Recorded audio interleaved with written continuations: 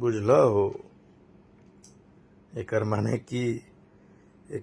ई कि सम्राट जी जदयू के मुख्यमंत्री हैं।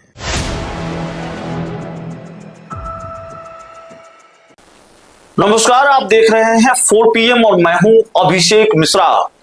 2 दिन पहले केंद्रीय मंत्री ललन सिंह ने अपने संसदीय क्षेत्र मुंगेर के एक कार्यक्रम में मोहनपुर में कार्यक्रम के दौरान यह कहा कि नीतीश कुमार ने जब छोड़ने का फैसला किया, और छोड़ने से मतलब यह है कि नीतीश कुमार ने जब कुर्सी छोड़ने का फैसला किया तो अपना उत्तराधिकारी उन्होंने खुद ही चुना।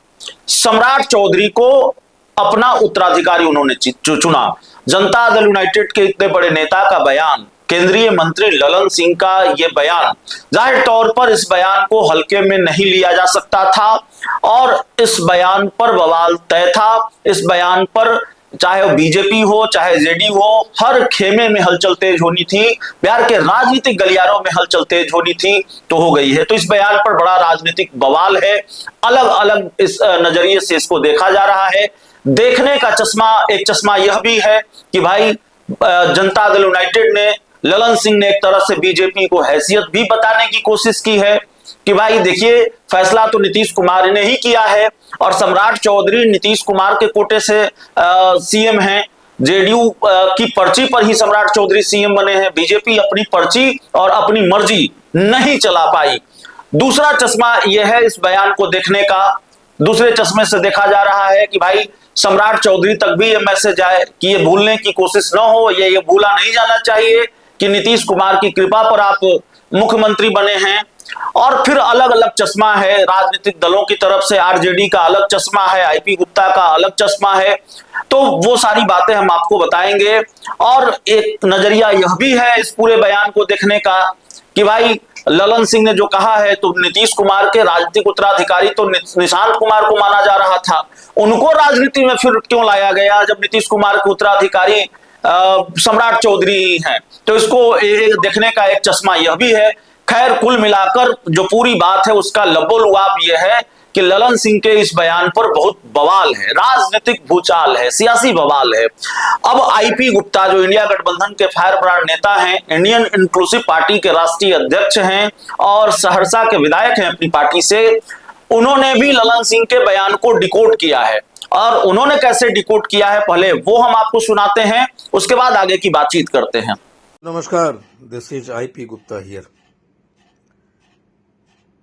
हाल ही में लखीसराय में मुंगेर के सांसद आदरणीय श्री ललन सिंह जी ने अचानक एक एटम बम ड्रॉप कर दिया। और एटम बम था भाजपा के ऊपर, एटम बम था बिहार के शांत हुए राजनीति के ऊपर, जब उन्होंने कहा कि आदरणीय पूर्व मुख्यमंत्री श्री नीतीश कुमार जी जाते जाते सम्राट चौधरी जी को अपना उत्तराधिकारी बना के गए। बुझलहो एकर माने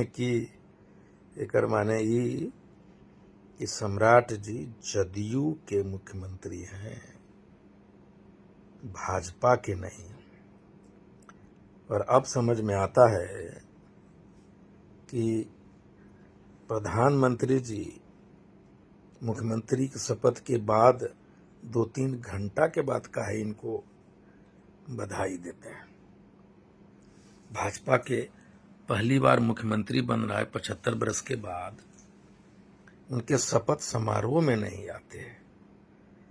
क्या असहज स्थिति में है भाजपा। लेकिन हमारा क्या, हम महागठबंधन वाले सदन में महागठबंधन के नेता आदरणीय तेजस्वी यादव जी ने सम्राट जी को कहा कि आप मजबूती से सरकार चलाइए, हम आपके साथ हैं। ये कमिटमेंट है हम लोगों का। हम चाहते हैं कि बिहार अस्थिर रहे, बार बार सरकार बदला ना जाए, जिससे बिहार की विकास बाधित ना हो। सम्राट चौधरी जी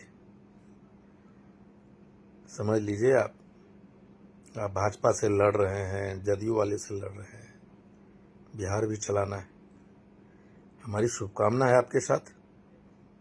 और हम तो चले हैदराबाद, आज कल लौटूंगा। कल तेलंगाना के स्टेट यूनिट के साथ press club of Hyderabad Basheer Bagh में एक प्रेस कॉन्फ्रेंस करूंगा और कल वापस आ जाऊंगा। Thank you very much. तो आपने आईपी गुप्ता को सुना, इसके बाद आरजेडी ने भी इस बयान को डिकोड किया है और आरजेडी ने क्या लिखा है वो हम आपको बताते हैं।